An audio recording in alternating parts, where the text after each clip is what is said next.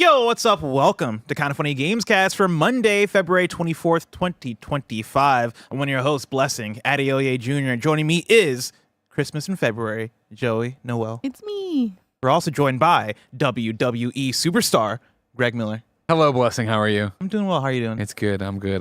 It's good to have see you here. It's good to see you. Good to see you too, Andy Cortez, aka the Nitro Rifle. Good to see all of y'all, man. Good to see you. Good to see you, man. Good to see you. God, we were dominating last We were night. huh? fucking dominating Holy Monster shit. Hunter Wilds last night. Oh, you're playing Monster Don't Hunters worry last about night? it. Oh my god. This guy running Dominating. around can't find any dung. I'm on this guy. I I'll didn't kill know all of I you. didn't know you joined. I was looking for caca on the ground. I was going to say, you got to open your nose, got to smell it around.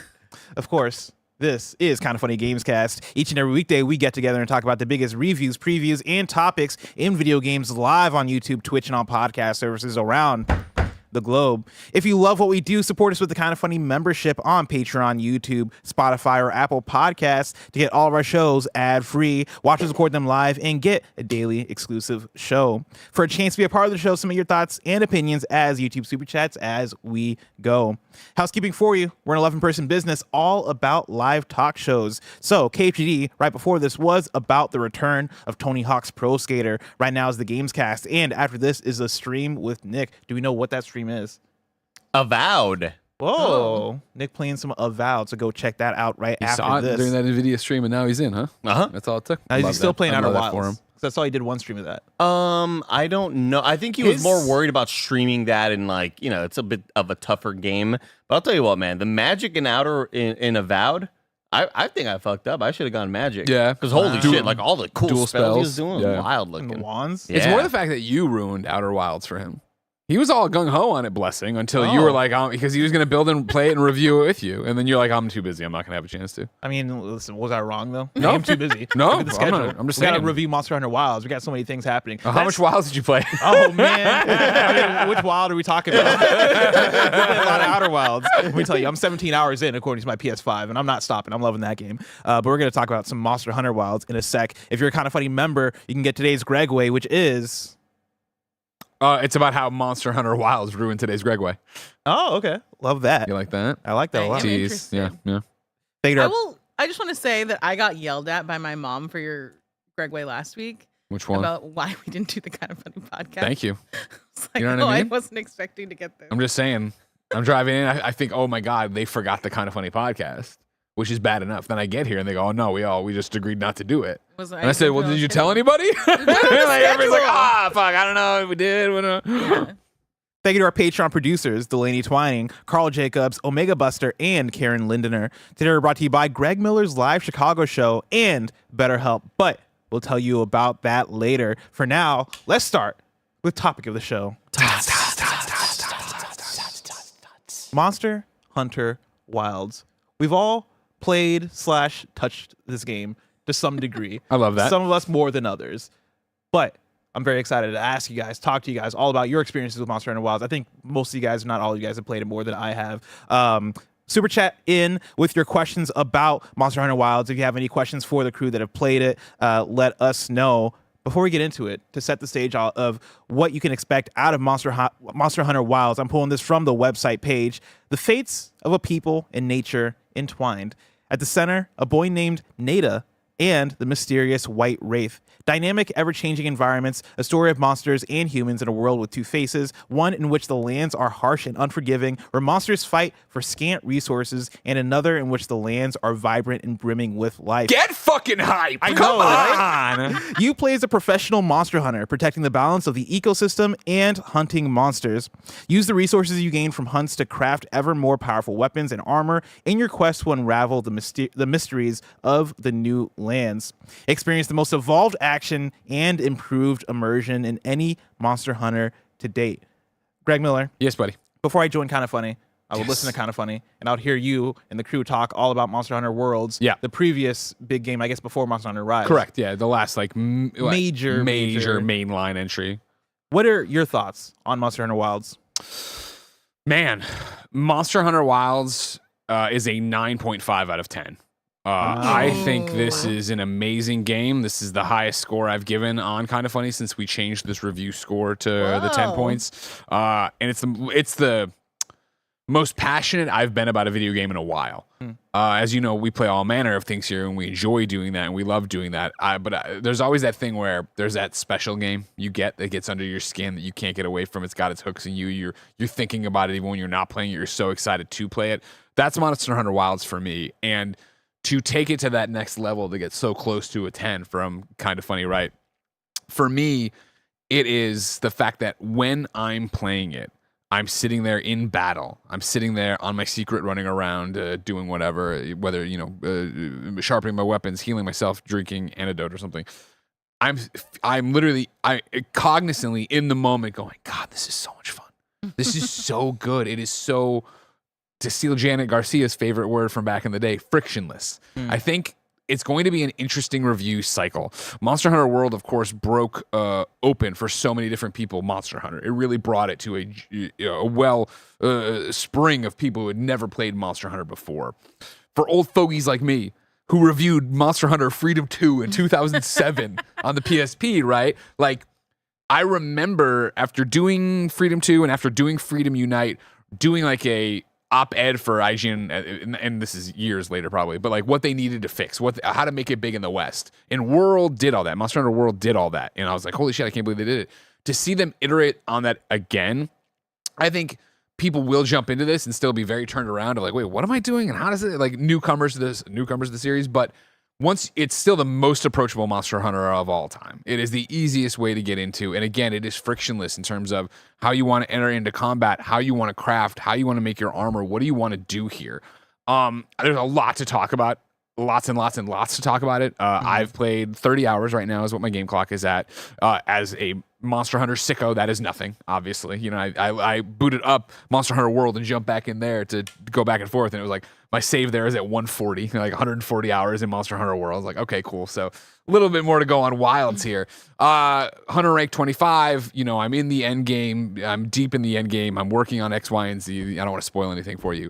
But there's a lot to talk about here, and I think a lot they did incredibly well. What I think holds it back from being a 10 for me is that even as a Monster Hunter sicko, and again, this is one of those funny ones where it's like, if you're a real Monster Hunter sicko, I realize my 140 is nothing. You've played way more than that. You're blah, blah, blah. I understand that I'm not that, like, in the grand, to a Monster Hunter fan, I'm not a sicko.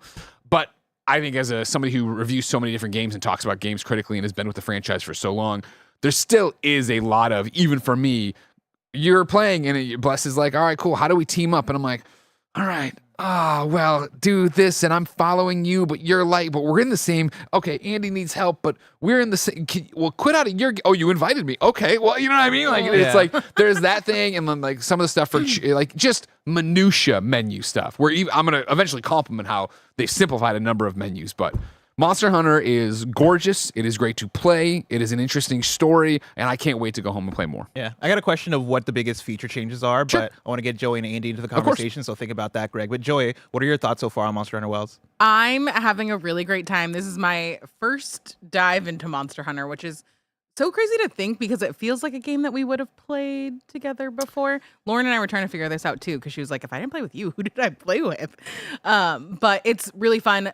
I do feel like I got like a really big warning from Andy that was like, this is going to be janky. It's going to play the way that Monster Hunter plays, which is not necessarily the way that you might want to play this. And it will forever trip me up that roll is X, and why would I've never, that is not any way that I've ever played it. And I'm just like, I hate this.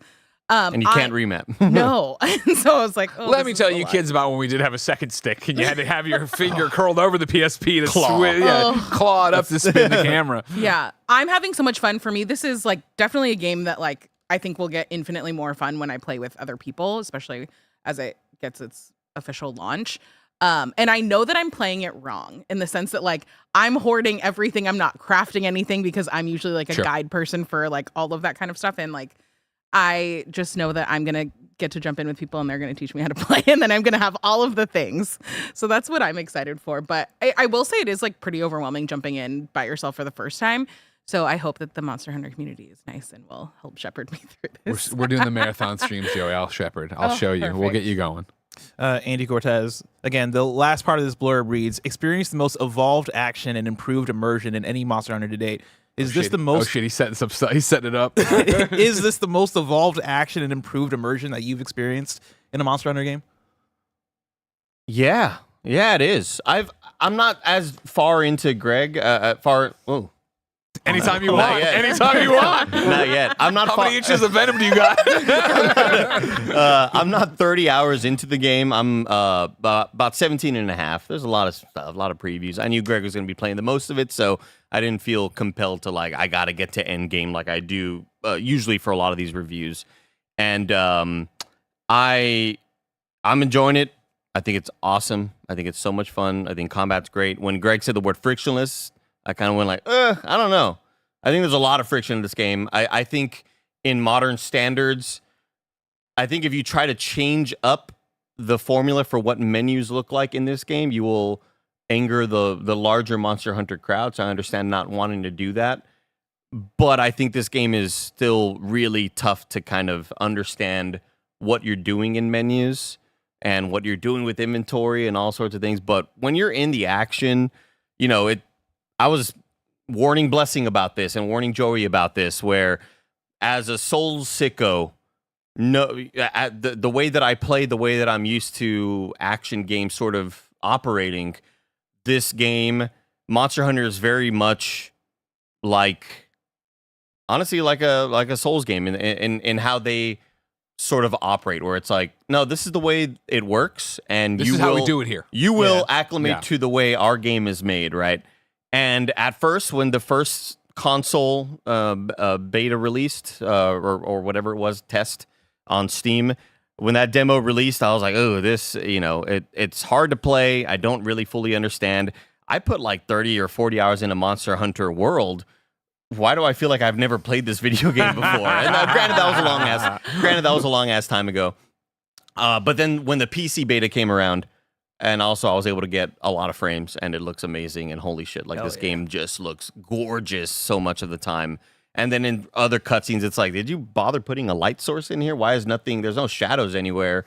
Why is that texture the lowest res texture I've ever seen in my life? When that piece of beta came around, that's where I was like, oh, I get this now. And luckily, Twitch chat was helping me out a lot with weapons and how to fully kind of get the most out of the experience.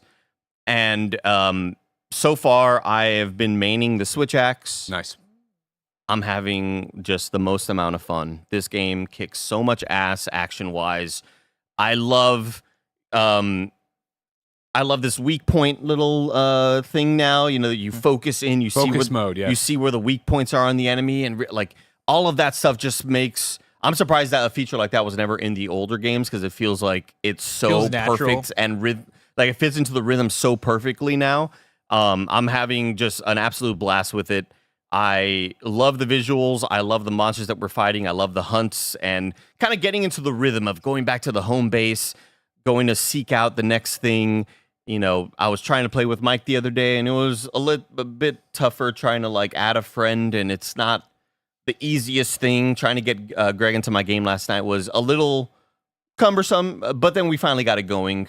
And whenever I would start a mission, you would get notified, and you'd be like, oh, do I want to join Andy's mission or not? One of the things I think that we are at a disadvantage for is the fact that, this is a game that relies so much on multiplayer, and it's just reviewers with it right now. And you're on a trip. I was at DICE Awards when we got codes. Everybody's playing it off hours. So, I have such a limited experience with getting in there and trying it. Once I made the Kind of Funny Guild, Barrett, throw up the image.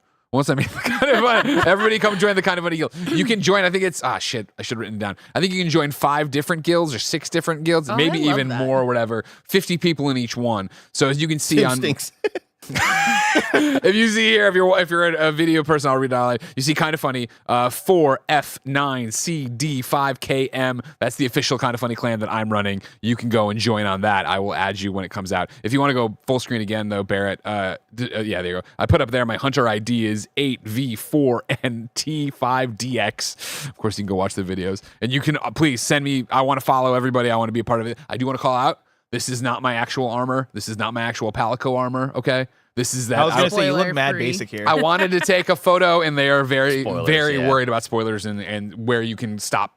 So I was like, you know what? I will go just put on basic leather for this and just show it off. Greg did hit me up and was like, Andy, I'm going to need you to kind of go into the character creator and because when I created it, I was kind of rushing through it, and I'd like for you to change up some of the facial features because I don't really look like me. And I was like, Greg, I had to break it to you. You can change your hair. You can change makeup. You can change facial hair. You can but you can't change like the structure of the way your face Oh, I looks didn't later know on. Yeah. Dang. No Kind of a big deal. bummer. I mean, I'm good enough. It's just like, you know what I mean? Like, I did it very much like, well, Andy will fix me tomorrow. I'm like, oh, all right, well, that's just how Greg looks in this game. Jump in here for me, right? Like, I love the character creator, right? Like, that was for me. That was the first impression of. Yeah, how much have you played? So I played about 6 to 8 hours, and this is one for me to preface of I am so not the Monster Hunter person. In fact, it's to such an extent where I went with Greg to do the Monster Hunter preview, and while playing Wilds, I was like, all right, cool, I can see what they're doing here. This seems dope. I love the presentation, but this is dissuading me actually from playing more just because it felt like it was proving more of like, oh yeah, I am definitely not the Monster Hunter person. It's the weird thing of it is such a specific game to what Andy's talking about. Yeah. It is, we have a way we do things here, and this is what this game's gonna be. But somehow I did come back to it. Once we got the review code out, I think I was kind of like, all right, I'll give it one more. I don't want to experience the FOMO, right? Like everybody's gonna be playing it. I want to try it out. And I think the thing I'll say, in the hours that I've played this game, again, probably 6 to 8, somewhere around there, the more I play it, the more I am feeling the pull of, oh, there's something here. Like I am, I think it is the specificness of it mixed with, I don't know if I'll call it approachable, just in the sense that I am in the inventory and I have no idea what I'm doing. I know so many menus. there are so many menus. Once I open up the inventory menu, there's so much going on in it. I know I'm supposed to be eating food before I go out on these things, and I'm not because I'm like, I don't even know where to get the food. I don't know if I'm supposed to cook. They keep telling me that there's a portable campsite that I can do, and I don't know like what's the right time to bust. There's just so much going on. Yeah. I mean, And to finish the thought though, like, even though there are all these things about it that feel so specific to what Monster Hunter is and the kind of game that it wants to be, even though I say I don't know if it's approachable, it is kind of welcoming though. Like there is something about it where I'm like, oh, I kind of just want to be in this world. I went and read some of my old Monster Hunter reviews before I got here, and one of the ways I described it back then, because keep in mind it was like still very new to the Western audience to a degree, right? Was that it's an RPG without a story is how I was describing it there. And I still think that DNA's here. And I think part of it is that at some point, I think, especially when I'm saying this is frictionless, I'm mainly talking about combat. I'm mainly talking about getting in there and doing it. But I'm also, I think, in the way of, and it's hard because I know what to look for. Yeah, and excuse do. it however you want. No problem. Thank you very much. Thank you. I need that. But the idea here is that you are playing the role of a monster hunter in this thing, right? And so there are you should eat before you go, and there's the whole dramatic, you're cooking, and there's the whole thing, and you're chopping up and frying. Like there's all that stuff because that's the world they're building, what they want you to do, and they do want you to slow down, right? And it is like before you rush into that next battle, go into your tent and refill your items, and the things you put into your item thing, put them into your chest instead. All of that, I think, is overwhelming to look at and to dive into, but I think when you just go and play, that stuff kind of opens up as you go. Because you could just go. You could just go and jump in and kill things and whatever, and then eventually someone's going to tell you to cook, or you're going to see that you have your barbecue grill with you all the time, your portable one, so you could just do it there. And then it is that idea of like, oh man, I know I unlocked a trap. Why isn't it here? So you go to your tent and see the difference between your item box and your actual item thing. And then, oh, well, I put the berry in my pocket and that doesn't really help me. So put it into the box. Like you get into this thing where all of a sudden, I think the beauty of Monster Hunter when it's working for you, because obviously this is everybody's different, but it is that idea of like, okay, cool. Killed the thing. Now it's time to do the meat, drop off my stuff, refill my stacks of, my potions or whatever, and then head off on the next one. Like there's that rhythm to the whole thing that they do that I really appreciate about it, where you do, I think, in a very interesting, not story way, feel like you are role playing that character. Which is like, I think the thing I am appreciating, right? Like I think the thing that feels welcoming about it that I do like is that there's presentation around everything that makes it that makes this world feel like, oh man, there's something big here, right? There's something here that I don't know, that is enticing. Like when you quit out to the main menu and it is the thing of like you don't even realize you're in the main menu because the way they do a cut scene to have them like a character like put down a pot and it is all right, now it's you hanging out with your chocobo. So lovely. It's so lovely, right? It's you and your little palico and your chocobo. It's not a chocobo, right? Sacred, yeah. And you're sacred. There's a lot of positivity to the tone. There's a lot of like hope in this. I mean, I think the first armor set you get is called like the Hope armor set or whatever.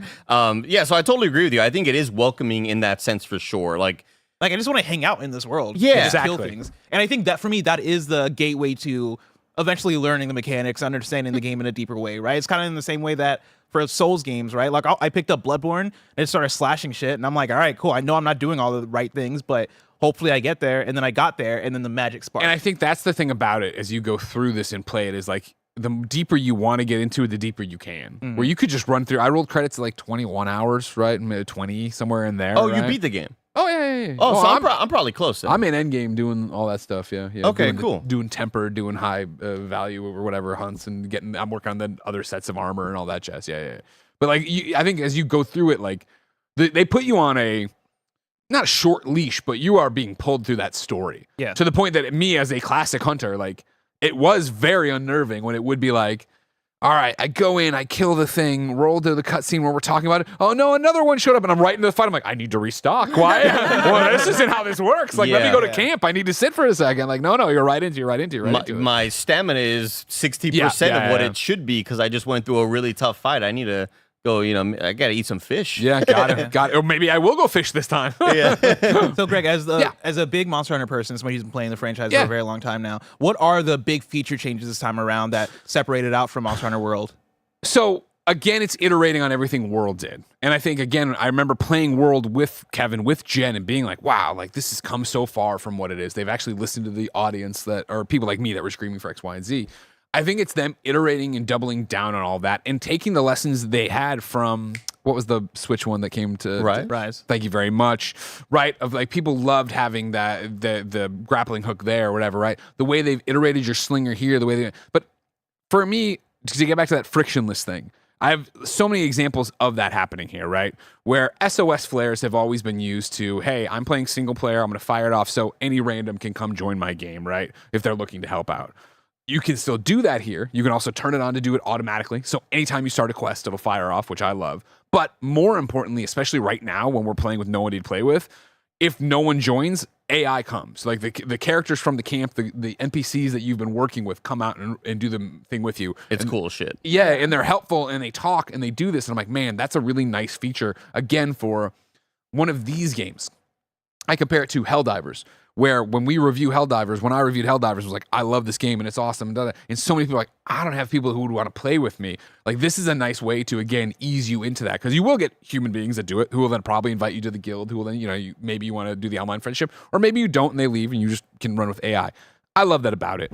But it's those kind of fixes. The biggest one for me personally, and again, I think to make this frictionless, would be the sacred, whatever, the chocobo, right? Who's I know and I've spent 30 hours with and have customized the hell out of. I love mine. Kind of funny blue and the pink. So I'm like, Andy would love this. I'm doing it. I liked it. Yeah, I liked yours. They have gone. It's my cup. I put it too close to Andy. I apologize. It's capped. It's fine.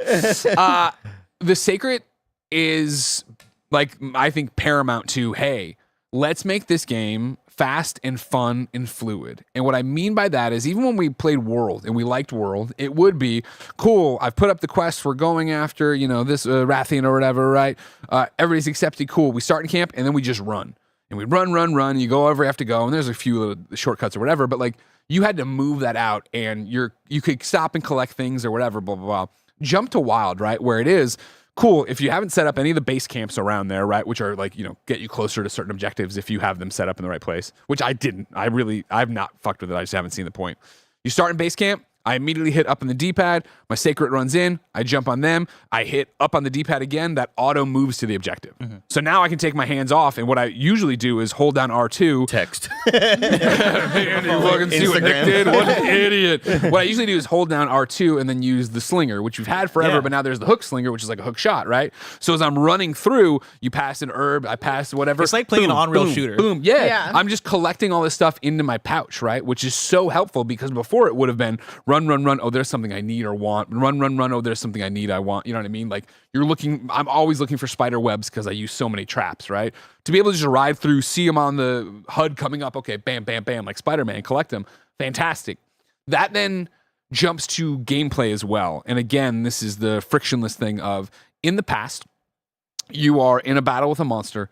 It starts to turn the wrong way, right? And you get poisoned. You need to drink your antidote, right? You need to heal up about it. So you got to run backwards. You got to drop your, go out of weapon mode so that you're trying to run faster, try to dodge, get there, stop there, drink the thing. You see the monster running at you. It can be obviously tense and fun. It can also be annoying as shit, right? Yeah. Blah, blah, blah. You get knocked down, you get killed, you faint, you come back at camp, you got to run your ass back over there.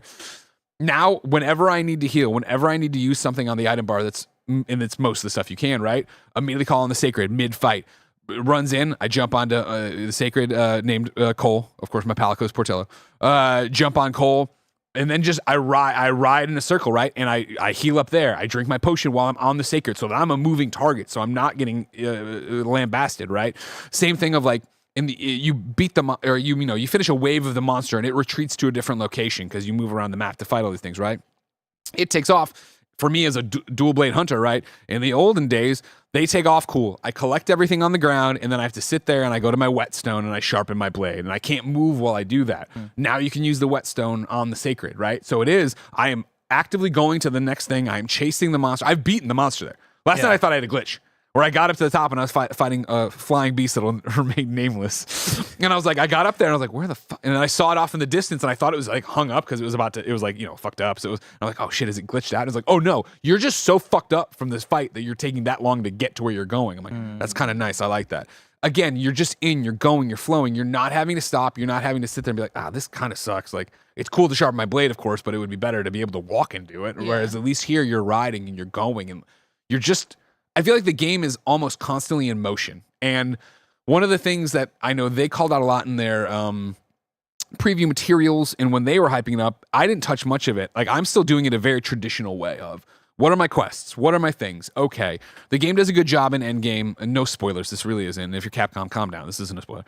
But it is the idea of like, all right, cool. Like, your objective right now is to get your hunter rank up and do expeditions and that means going to a place, seeing the creature, tagging it, creating your own. So I'm just starting to do that stuff. But one of the things they've talked about is the expeditions and how they do them here. Before in World, right, that was a whole thing you went into to go off and do it. Whereas now it's just like, walk out of camp and you can just do whatever you want in the world. And if you see a creature there, you can fight it right there and the quest will start. And then when it's done, you're still in that world and you can run around and keep doing that and keep exploring. I feel like you're just in constant motion and not in an overwhelming way, almost in a way of like, it feels nice to be here. It feels nice to be living this dream. And then there's a bunch of like quality of life stuff of like, when you beat a monster on a quest, there's the whole countdown for 60 seconds where you carve it up and you collect stuff. But inevitably, you're done with that in the first 15, and then you stand around, right? Now they have a thing where you can skip it, but hold touchpad on PlayStation 5. If you're with a multiplayer thing, everybody has to vote on it, and you can skip through it. And the quest immediately. Yeah, so exactly. I saw somebody in chat a little while ago ask a question that is not related. Just asking, is there crossplay? Yes, I was on PC last night playing with Greg, who's on PlayStation. Yeah, great stuff. I think personally, especially compared to World, the monsters are a step up here.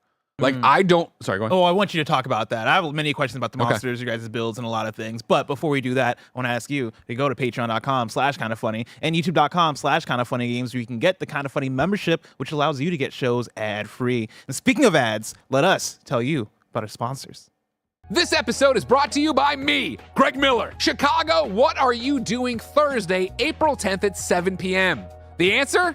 Coming to my live show. That's right, Mrs. Miller's baby boy is coming back to Chicagoland and putting on a 90-minute, one-night-only show live from the Goodwin Auditorium at Benedictine University in Lisle.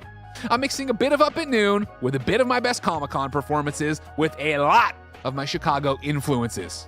I'm calling it a late night with Greg Miller, and it's going to offer never-before-heard adolescent tales, an interview with one of my favorite bands of all time, a conversation with Millie Ramsey about growing up in the internet spotlight, your live questions for me, and of course, tons of fabulous video game prizes. Get your tickets now at kindafunny.com/Chicago. And hey, Midwest people, we never do shows out there, so this is your chance to see a Greg Miller stage show. Indiana, Iowa, Minnesota, Wisconsin. We always talk about how we love to drive as Midwest people, so hit the road for an opportunity you may never get again. This is a fundraiser for Benedictine University. That's right, my childhood best friend Poe's school. So get your tickets now at kindafunny.com/Chicago, and I'll see you on April 10th.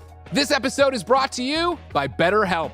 It's always important for us to be aware of a relationship red flags we should avoid. But what if we focused more on looking for green flags in friends and partners? If you're not sure what they look like, therapy can help you identify green flags, actively practice them in your relationships, and embody the green flag energy yourself. Some of our best friends use BetterHelp and love how helpful it can be for learning positive coping skills and how to set boundaries. It empowers you to be the best version of yourself.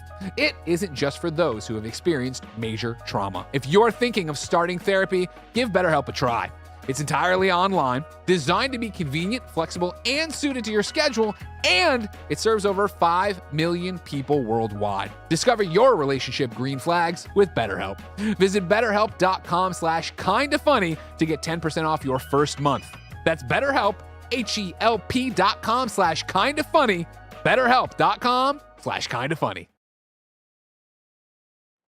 And we're back. And I want to talk about Standout Monsters for you guys. Who wants to start? Well, Spoilery, kind of, right? they were very clear on what. Did you look at the review embargo thing? Because they were very clear where you have to stop talking.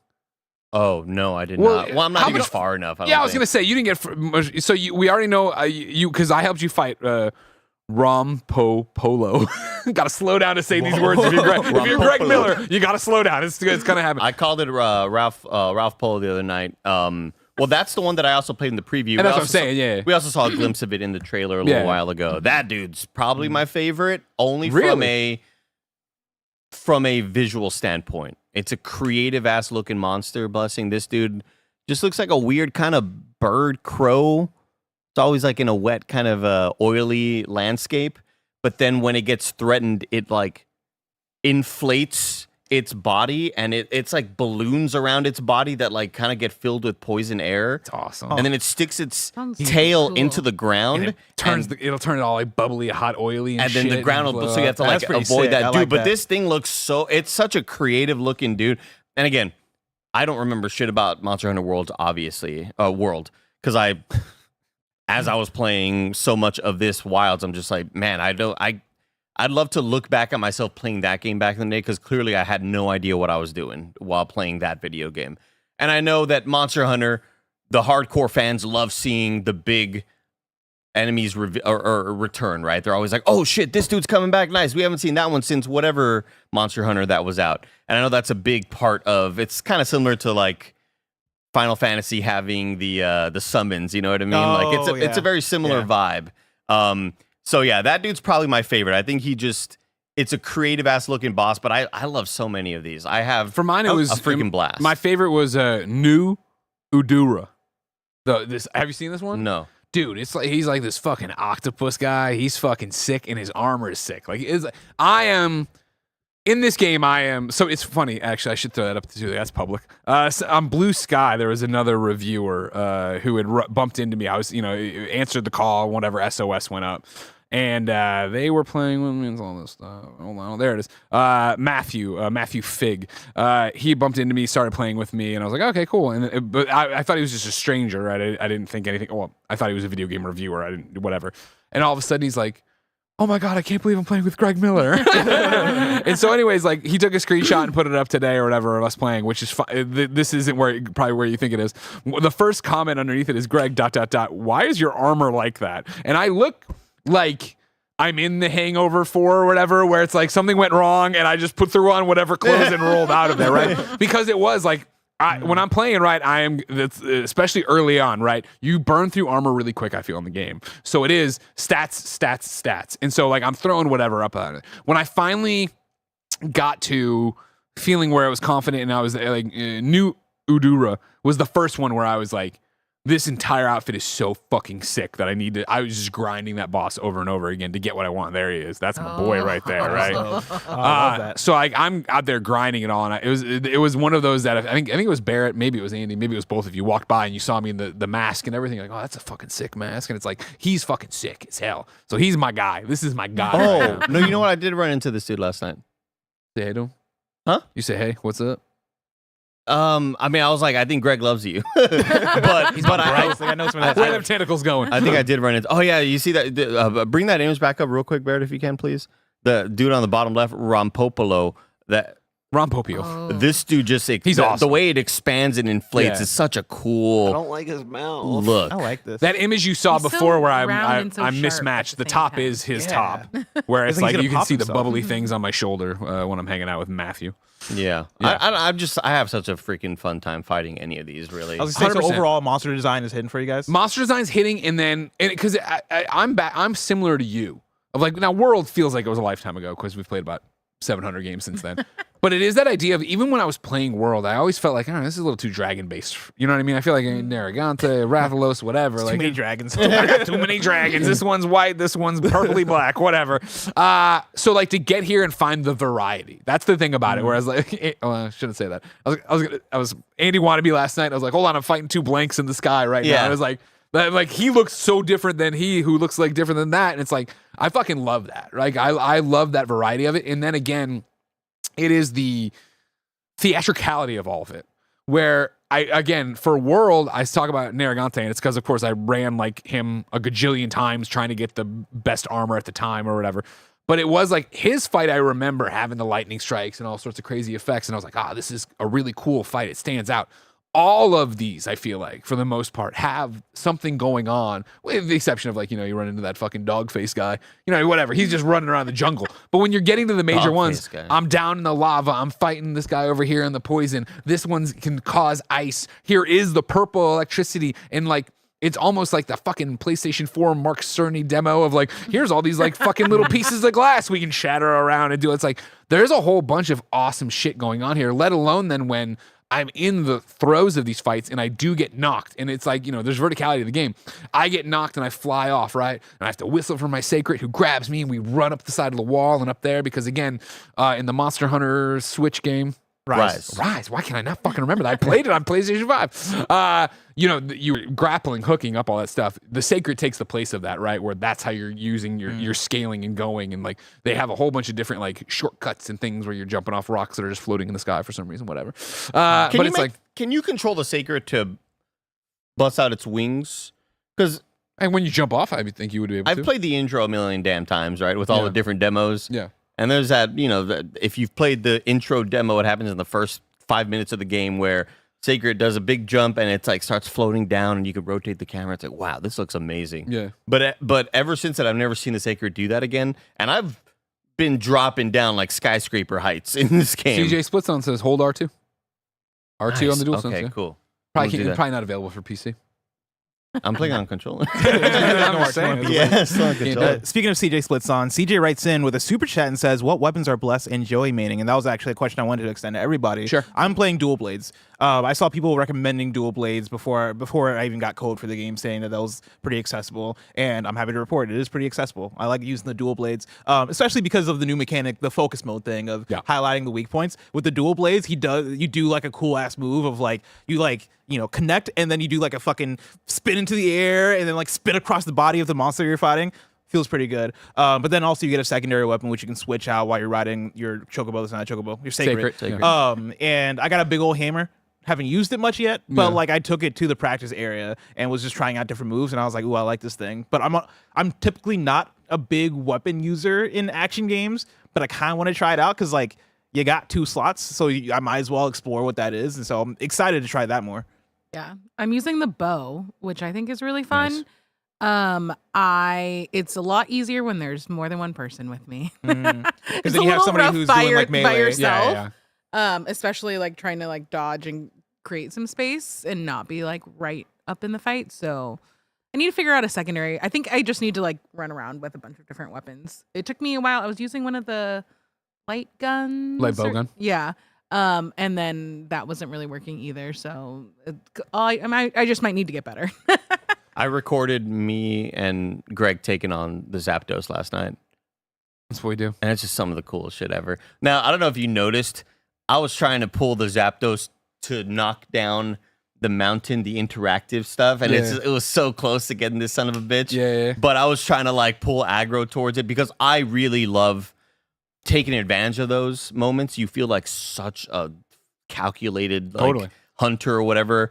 The abilities to look at a cavern above you, put down a trap right below it, have the monster get stuck in there, look up and grapple the rock to then bring it down on the enemy, and seeing that gigantic damage number, it's even more satisfying to an already insanely satisfying combat. And that's where the replayability, I think, comes in. Where when you go through the first times, right, you're just trying to beat it. You're just trying to survive. When you double back and suddenly you have traps, suddenly you have a trank bomb, you're working on this. And then also now you're way more accustomed, versus hour 25 versus 5 of, turn off my weapon, use my slinger to grab that to yank it down on him. There's that. One thing I do want to double back to, because I think we're understandably glossing over it because, of course, secondary weapon, big deal. Like, that's huge for how Monster Hunter works. Like, I have been dual blades since 2007, and it's just like, I know it, I love it, I'm great at it, right? The idea that with the Sacred in battle at any point, I can hit right on the D-pad and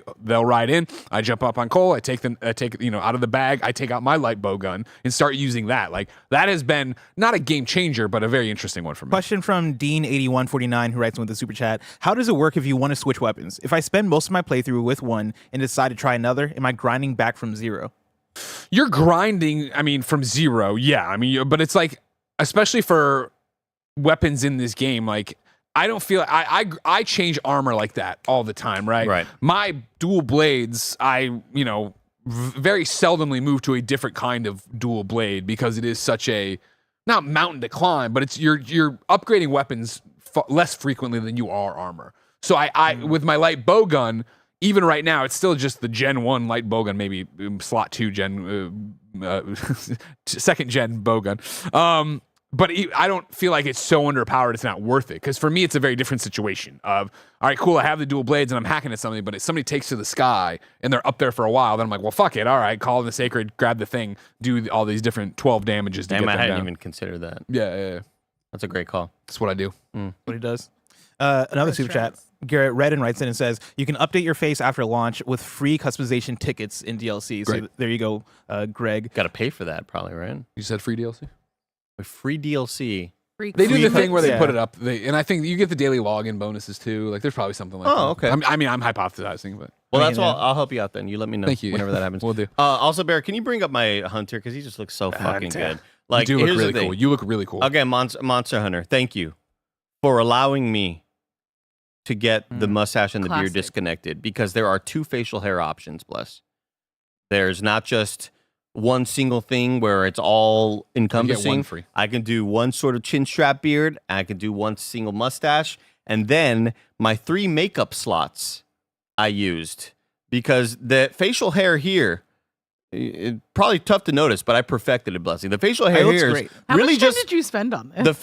a long time because the facial hair here is only a chin strap. It ends like right here, height-wise, right? So you have no cheek hair like I do in real life. So then I use the makeup, and I went to the freckles, and I used 3 different freckles to then... This is why you're the man. You can also do... You can hit, not parallel, but a symmetry. So I got 2 separate freckles settings and put them on the cheeks to make it look like cheek hair. Otherwise, they're that dark. Man, this character creator kicks so much ass. It was really fun. This looks like an actor is playing Andy Cortez in the Andy Cortez movie. Jon Snow. I was gonna say It's old Jon Snow. It's Jon Snow as Andy Cortez. I was going to say Gael Garcia Bernal, which is a kind of a really tough reference that a lot of people won't understand. Oh, really? He's a very famous actor. Yeah. Super famous. Oh, really? Oh, okay. I don't know. No, I was very much. I don't know who it is. If you showed me him, maybe I would know. Yeah, very handsome dude. Flying Penguins writes in and says, blessing, think of it like a fighting game, which I'm gonna need more context than that because if I pick it up and I'm now doing down forward square, that's not gonna help me flying penguins. But I appreciate it. And then I like this one from George Corona the third, who says, "How's the difficulty? A few reviews mentioned that series fans may think it's much easier and streamlined than the last few games." Yeah, I think this is a great question. I woke up this morning. The review embargo was 7 a.m. I was up long before that because of Ben, and I was just like, oh, every so often, is it time? Is it time? Is it time? I want to see. This is one of those rare ones. When we moved games, not rare ones recently, where when we moved Gamescast to the daily schedule, one of the things I was excited about would be, you can read the reviews from your peers and then jump off it. And then it's like the last 3 reviews I've done have been, I don't know, it's me and Paris being like, I don't know what anyone's going to say. We're recording because of whatever. So yeah, IGN gave it an 8. That's Tom Marks over there, who is a Monster Hunter expert. His synopsis reads like this. Monster Hunter Wilds continues to smooth off the traditionally rough edges of the series in smart ways, reducing as much friction as possible that could get in the way of you grabbing any of its exceptionally fun weapons and planting them firmly in a monster's hide. But in that quest to make Monster Hunter more approachable, Wilds has carved a little too close to the bone in some places, trimming its challenge back so much that I barely needed to dig into its in-depth equipment system at all at this time to become an apex predator. Its more flexible combat is some of the most fun I've had in the series, but like the blustering lightning storms of its gorgeous deserts, it burns brightly but briefly until Capcom unleashes some real endgame beasts to challenge.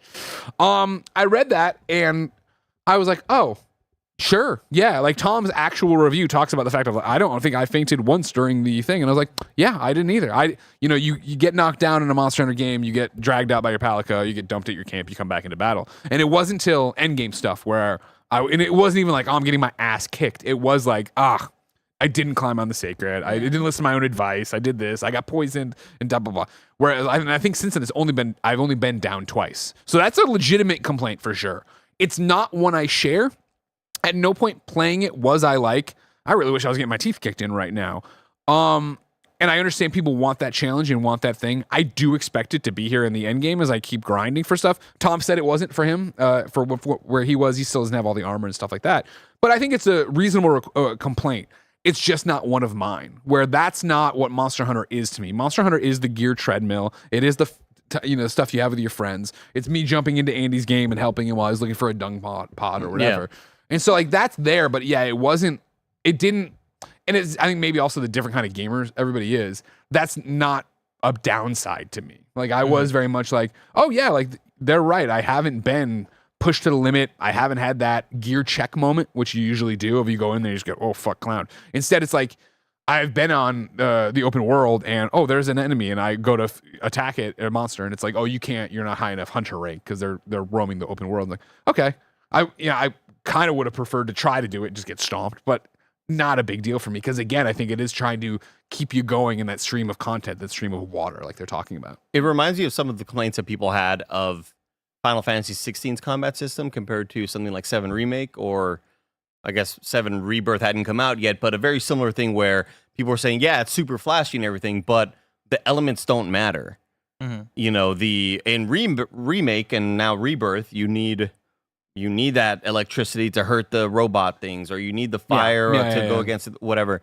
And I have found myself kind of feeling the same thing where, a fight might be a lot easier if I have the equipment that's necessary for it, where if I'm going against the big Zapdos dragon-looking dude that does electricity, I specifically for that fight looked for armor, because I knew it was the one that was the hardest for people during the demo. Fighting the Ray Dow, the sort of dragon bird or whatever. And I knew people had a lot of trouble with it. So I was like, all right, before I go into this, I want to make sure that I have the right armor for it. And it was a little bit easier, but then I fought it with Greg without any of that armor, and it was still, just an easy time or whatever. So I would agree that I think that I remember my time with World having a tougher time, maybe just because I was way worse at the combat. But I do think this game doesn't feel as punishing for not being prepared, knowing that like I'm not using water bombs to quell this fire enemy, or I'm not using water whatever that it's weak to. You can still kind of just beat it down. And one of the interesting push and pulls from this whole conversation is doubling down on World. All right, this is the most successful Monster Hunter game that there's ever been. Isn't correct me if I'm wrong, was it the most successful Capcom game ever? I forget if it was the best-selling game of all time. Yeah, well, I think something as far as sales success, it did do very well for them. Let's just say it's a huge breakout hit, right? And it is, where do you adjust those friction points for people, and how do you balance it? I think Monster Hunter sickos like me and like Tom Marks are going to go through, and I think, I don't want to talk out of school, but I think Tom said he's put 40 hours into it or whatever. Maybe more, maybe less. I'm not trying to take Everybody in more. chat is saying you're correct. It is Capcom's most successful game. It's that idea of like, I'm having, as I've said, such a great time that I'm in high rank stuff now, right? And again, it's more the gating of my hunter rank than it is the skill checks or whatever. But I'm expecting when you get when they do those updates, when they do those drops of like, all right, cool, it's the G rank and it's this, that, you know what I mean? Like, there's going to be things, I assume, where suddenly it is like, man, I really do need to have, a fire affinity on this weapon to fight this thing, because it is. I don't miss it now. And I think one of the interesting, Ruben M said, to be fair, I found the Dashugama, I'm probably saying it wrong, I can't say it, the guy who looks like a Sharpay that I love. Dashugama. Dashugama, I said it right? All right, difficult. I found him difficult. It says Ruben. I think that you have to pay attention in fights. I don't think Tom even was trying to say like, put it on your brain dead, don't pay attention. Like I've said, I've died in the higher rank after the fact here because or fainted because I didn't go to the right place. I rolled the wrong time. I was too, you know what I mean? Like, you do need to actively be thinking about it. And I think that's it. It's not brain dead. And I wouldn't even say it's easy as much as it's fine. Like, I feel challenged by these, but like, part of the replayability of it for me right now is going back and be like, all right, how much faster can I beat this now? Like, when I came back and helped Andy, I'm like, all right, cool. It's been 10 hours since I was here. Am I going to clown these things out super, super fast? What's going to happen? I'm going to use traps I didn't have before, stuff like that. Like, that works for me. I was expecting more. Hey, if you're going to fight that fire dude, you need fire resistant armor, or else you're going to be in for a bad time constantly, either, drinking that little beverage that kind of cools you down whenever you're fighting fire enemies or whatever. I've seen that taken less. I guess it's not as like extreme as I thought it would be. And I do expect that to be there. I think a really fun, interesting, I didn't expect it parallel to this is Monster Hunter Now. A game that I really enjoy, the mobile version of Monster Hunter. It's from Niantic. It's, walk around, fight the day, blah, blah. But it's the same thing where, I have a gun lance that I fucking love in that game that's super high level. So I use it all the time and just beat the shit out of everything pretty much, right? But then there'll be all right, cool, here's the challenge for the day, or here's the storyline challenge, and it is beat them with the affinities attached to your weapon, where suddenly I haven't cared about grinding for that, but I am like, shit, now I need to actually get on the gear treadmill to make that so I can get whatever, little unlockable in this game. I'm expecting them to do that here, where of course there are special quests and daily quests and all sorts of stuff that'll pop up in there. And I'm expecting it to be like limited time things happening today. Go fight this guy that does have, in like, oh shit, I do need to actually work that out. So I want to wind down this conversation, but I do have more questions that I think are going to be tempting to get into long conversations about. It's fun. But I want to challenge you guys. See Nick play Avowed. That's true. That is very true. No, I want to challenge you guys to give me quick fire answers to these quick fire questions that are made to be longer conversations. Before we get in there, I just want to shout out the story. Can I do that? Do it. One thing we haven't talked about or touched on here is like what the campaign is for this game. We all joked around about like when we were talking about trying to reminisce about World, and it was like, you're in a new world. Kill everything. Got it. Thanks. And you're off. And that's how Monster Hunter has always been. Like back to the 2007 review of like, it's an RPG without a story. They go out of their way to give you a story here that I think works and doesn't to a degree, where it is like, I kind of just want to go. There was nights where I'm like, I just want to go kill and get my hunter rank up, but I'm listening to you talk about the ancients and this, that, the other. Skip the cutscenes. No, I never would. I'm reviewing, goddammit, I wouldn't. And I think I wouldn't, and I didn't, and I think I was never annoyed by it or anything, because I think the performances are great and they do a really good job. I was shocked when it was the final quest. Clearly we're going to go fight this big boss or whatever, and we're like riding our chocobos, and one of the people's like starts reminiscing. I'm like, well, when I first met you, and I was like, damn, this shit's actually hidden, because like I went back and turned on World, right? And the person giving you quests is the handler. Right? Like that's all they named this poor person that was running with you, right? Whereas here you have Alma and you have Gemma and you have these people in your world that you're like, I mean, they're not like, I don't have an attachment to them like fucking Ellie or anything, but I was like, oh, you're a person and I dig this and I like this. And there's this, I don't want to spoil it. There's a great moment. It's like, I was like, damn, you did this really well. You know what I mean? And I think for some people it'll be skip. I just want to kill, which I get. But I think they need to be commended for doing this and putting it in there. And I think kind of what you're talking about in the beginning of jumping off and flying, like really making it cinematic. I know we've all, not all of us, many of us have played the betas, done the demos, whatever. So it's like, at this point, you kind of take it for granted. But when I turned it on that first night and was watching on the big TV, and I was like, shit, this is good. You know what I mean? I love that you can replay the cutscenes as well. Yeah, they kind of go into a library of cutscenes. I am real close to switching to maybe the Japanese voice actors. I think it's pretty bad. Okay. I think the story's fine or whatever. I think the story can get better, but or has gotten better since maybe the start of the game. But I think any of the performances feel very much like they were meant to be Japanese voice acted, and then placeholder. It reminds me of watching old anime back in the day when all the timing of the characters were meant for Japanese voice actors. So the characters would be the English version would be well, we have to go over there or else we're not going to lose. Well, then what's the point of that? Everything just feels really off, and I think some of the performances are not good as well. That's the part of it where if I were to give it a score, a temporary score where I'm at right now, I'd go an 8 because I think the combat is so incredible, but that's the stuff that brings it down for me because I still think it's a great video game, and I don't necessarily go to Monster Hunter expecting the most incredible narrative with amazing performances, but it's still there, and it still bothers me enough to where I'm that's just not good. I don't really like a whole lot of what's happening here. But back into gameplay, and the gameplay rocks. So, quickfire performance. How did it perform on the platform you played on, Andy? I got a really good PC, and it's incredible.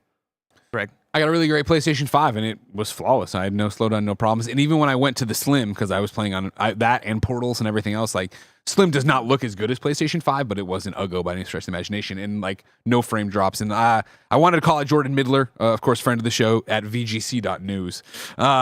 He gave it a 5 out of 5, and he called out PS5 Pro. The game runs incredibly smoothly and offers 3 modes: one prioritizing frame rate, a balanced option, and one prioritizing resolution. For those of you with 120 hertz supported monitor, the PS5 Pro offers a 40 frames per second mode, which enables ray tracing and makes for a great blend of blockbuster visuals and responsive combat. Doing well? Not anything I ever pay attention to. What do you play it on? I played it on PS5. Okay, there you go. I didn't have any major issues, and I will say that it ran way better than any of the beta stuff that I played. I had a lot of issues with that. Yeah, even when we did the Capcom demo, it was ooh, Yeah. this isn't running well. But no, none of that here. And yeah, for me playing on PS5, I think it looks great and runs great. And again, it has those moments of presentation where I'm like, damn, this looks good. I'm liking a lot of not just I guess graphically, but also just in terms of art direction and design and stuff. I'm pretty impressed by it this time around. Next quick fire. Does it get anything wrong, Andy? I know you just mentioned the story. No, not the story, but I guess performance of the English voice acting. Yeah, I know. Well, and just to clarify, somebody asked, is the story bad or is the acting bad? I think the story's fine, but I think the character writing and the performances aren't very good. What I think it gets probably the most wrong is still being very overwhelmed with menus, and you're going to get hit with a lot of tutorials, and they're there to help you, and it all kind of adds to the overwhelming noise, I would say. Correct. Yeah, for me, it would just be the cumbersome menus of I'm doing this friend thing, for me trying to layer my equipment. I'm fairly certain at some place I had the codes got the pre-order bonuses of outfits and eye patches, and I remember seeing somewhere to apply that, and now I cannot find that to save my life. Joey?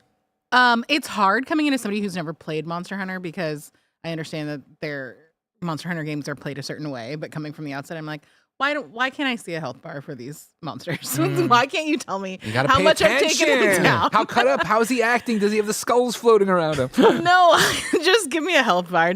We've come up with the perfect way to convey that information. Sure. Via a graphical overlay, and we should just have that in all the games. Yeah, only being 6 to 8 hours in, I don't really have anything big. A lot of it is just the Monster Hunter is going to be Monster Hunter, right? It is what it is. And so I think that can make the onboarding ramp a bit steep. But the more I play, the more I'm all right, cool. I'm understanding the gameplay basics of it so much that I can't wait to get to the place where I'm cooking and get to the place where I'm setting up my temporary tent and get to the place where I am all right, this is the armor I want. Now I'm going to grind like hell to get this thing. Like early on, even there's some early dual blades from some of those first few monsters you fight where I'm like, oh dang, I kind of like how that looks. Like, all right, cool. This is a short goal of just, I guess I got to beat this guy to get the dual blades, and I do, and I'm like, hell yeah, I fuck with these dual blades. But yeah, it can be kind of cumbersome, a little bit overwhelming as far as what they're doing with the menus and all the stuff they're throwing at you. But I'm hoping that by the time I get maybe some more hours in, that won't be as big of a thing for me. I think it's fascinating to see where some of the details in customization are in this game. Because these tents that you're talking about, Bless, of like putting down little campsites around, you'll be running around a random locale and you'll hear your hunter maybe we should go, put it there. Maybe we should set up a little camp here. And it's like, oh, cool, let's do that. And you don't just put down a camp. You can like fully customize the color of and decals and decorations and fabric of all of these little tents. And you could choose like up to 4 additional customizations. So like, well, let's put a little grill here. Let's put like, do I want the 2 seats here where we could just kind of sit down and relax? Or should I get the one with a table in the middle and the 4 chairs around? It's very odd where they choose to like go hard on the customization, because you can also choose from a bunch of different decals and customize the size and scale of the decals. It's hilarious, but it's kind of awesome. Last one I'll throw at you guys. Does it have the juice to last for you? Do you see yourself playing this game for months on end, or do you think it's going to be a week and done? For me, that's going to be like pretty heavily reliant on how many people are playing. I do have the draw to keep playing by myself, but I know that that'll be exponentially higher when I have like people that actively want to play. So once it gets out, obviously you guys, but I feel like scheduling within Kind of Funny to play games together is insanely difficult, especially off hours and stuff like that. So I'm excited to jump in with the community, run around, kill some monsters. Oh yeah. I mean, I see my hour count on this being in like the 30s or 40s, like a lot of these sort of games, I don't think I'll stick around with it for the long term. And when I say long term, I mean like maybe like you're 3 still playing weeks. in December. I think there's just a lot of stuff for us to already play. And it was hard for me enough to put the time that I put into it recently because of all the other previews that we kind of have going on. But I for sure see myself playing this a decent amount. Yeah.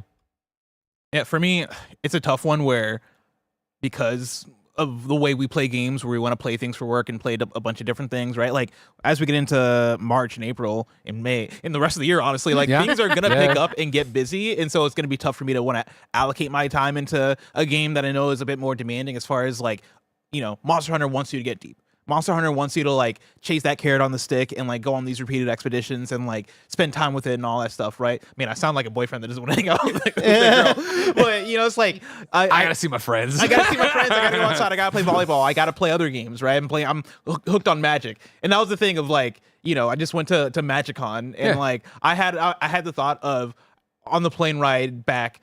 I booted up Magic Arena and was playing, and I started having flashbacks to only like 2 months ago where I was like, all right, I'm done with the long ass games. And now flash forward, and I probably put in like 100 hours into Arena already, right? And like it's tough when there's so many games that are, I guess, so much, right? Like games are big nowadays. That said, like I want to get to the place of maybe the Andy thing of getting 30 hours in, because I'm also in a stage right now of wanting to understand the hype of things. I'm 17 hours into Outer Wilds, and now I understand the hype. You know what I mean? There's nothing better than the feeling of understanding the hype. So I want to get there with Monster Hunter. But yeah, like I'm in that fork in the road right now of not knowing if I'm going to be able to do that, or, is something else going to come through and make me shift my time there. Gregory?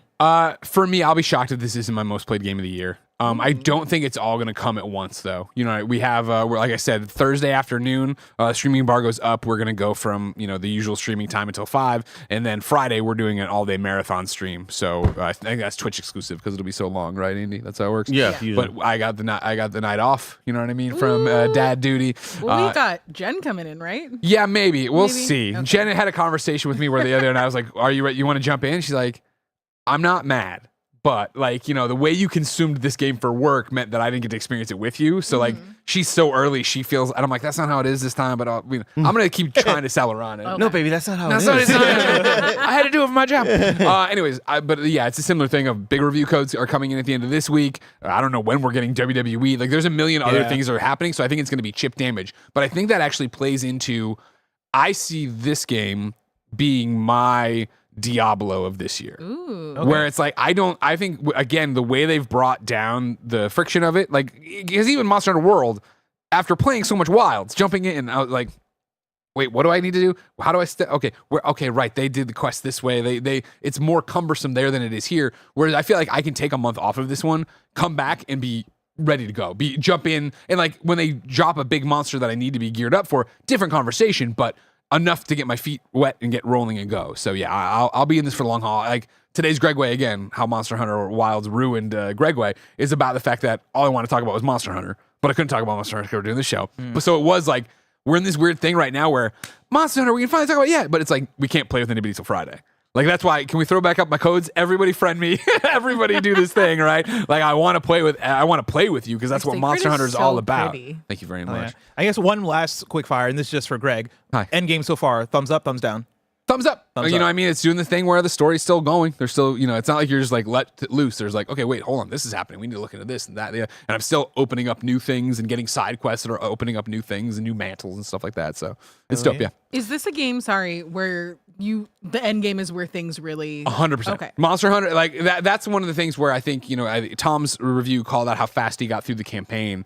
And I think that's by design because it always has been that when you get out of the campaign, that's really when the game begins. That's really when the game opens up. It's almost the way I was describing to somebody the other day, right? Is like everything you're doing until credits is literally like elementary through high school. Then there's going to be this early part of the end game where it's like, cool, you've earned you can now max out at this hunter rank, and then you go up to that and you do some side stuff. Then it opens up the next hunter. That's college, and then eventually like, all right, cool. Now you're an adult. Go off and do all this, which is why like the difficulty and all that stuff and the challenge I can't speak to because I'm still in college right now. Got it. Thank you. Before we get out of here, I want to shout out some of the super chats. Marlene Soley writes in and says, found you guys during the pandemic as a new nurse. You guys got me through a very hard time. Just wanted to send some love. Thank you so much for that, Marlene. Thank you for your work Yeah, too. thank you. Marlene. DJ Spinatus writes in and says, I blind bought the Monster Hunter movie as I collect physical media and watched it recently and really got me interested in the games and this review also. Birthday tax, as my birthday is the day after Andy's. Ooh. Happy birthday, DJ Spinatus. Happy birthday. Wow. It's your birthday month too. Monster Hunter movie good? No, but it's not bad. Is it fun? There was a night where we sat down and Jen's like, oh, let's rent that. I was like, really? Okay. and as a Monster Hunter guy and just a guy, I was like, it's fun enough. Like, I mean, it's not, what do I remember about it? Oh man, this has nothing to, oh wow, there's Ron Perlman and a Palico and we're on a ship. What the fuck? All right, I guess it is Monster Hunter. I got one last one from Ghost Yard Ursa, who writes in and says, me and a friend started a YouTube/streaming channel, Ghost Yard Gamers. We've been doing Avowed and loving it. Would you recommend us swapping to Monster Hunter Wilds? I've been a fan since my Freedom 2. I don't know what Freedom 2 is. Monster Hunter Freedom 2. It was the game. It was my first review, 2007. Gotcha. Not my first, it was my first Monster Hunter review. I mean, I think you should play whatever you want to play. yeah, I guess it depends on how much are you liking Avowed. But you're multiple people. It'd be a fun multiplayer game to play together. I mean, Greg wants you to switch from Avowed to Monster Hunter. No, I had a great time with Avowed. I would never tell you to stop playing Avowed. Like, no, do whatever you want to do, but Monster Hunter is going to be pretty massive, I would say. Yeah. Do it. If you're asking the question, just do it. That means you already want to. Yeah. If you're loving Avowed that much, then you wouldn't be should we get a about divorce? dropping Yeah, it. get a divorce. If you're asking, exactly. That is it for Super Chats, and that is it for our review of Monster Hunter Wilds. Yeah, let's clap for ourselves. Good job, guys. Wow, round of applause. I did a great job. You guys are great video game. I've been waiting for this one for a long time. I love this game so fucking much. Of course, this has been the Kind of Funny Gamescast. Each and every weekday, we get together and talk about the biggest reviews, previews, and topics in video games live on YouTube, Twitch, and on podcast services around the globe. If you love what we do, support us with the Kind of Funny membership on Patreon or YouTube to get all of our shows ad-free, watch us record them live, and get a daily exclusive show. You can catch today's KFGD on YouTube or podcast services, and know that until next time, it's been our pleasure to serve you.